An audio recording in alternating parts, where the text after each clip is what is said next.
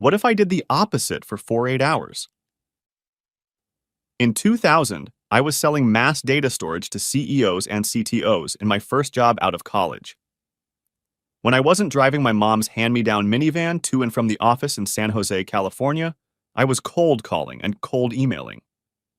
Smiling and dialing was brutal. For the first few months, I flailed and failed. It didn't help that my desk was wedged in a fire exit.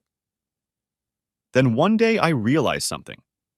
All of the sales guys made their sales calls between 9 a.m. and 5 p.m. obvious, right?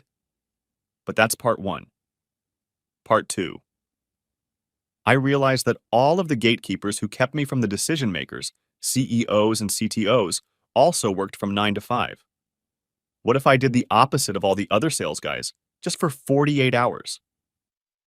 I decided to take a Thursday and Friday and make sales calls only from 7 to 8:30 a.m. and 6 to 7:30 p.m. For the rest of the day, I focused on cold emails. It worked like gangbusters. The big boss often picked up the phone directly, and I began doing more experiments with, what if I did the opposite? What if I only asked questions instead of pitching? What if I studied technical material so I sounded like an engineer instead of a sales guy?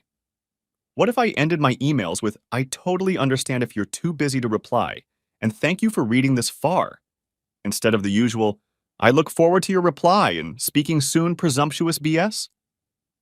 The experiments paid off. My last quarter in that job, I outsold the entire LA office of our biggest competitor, EMC.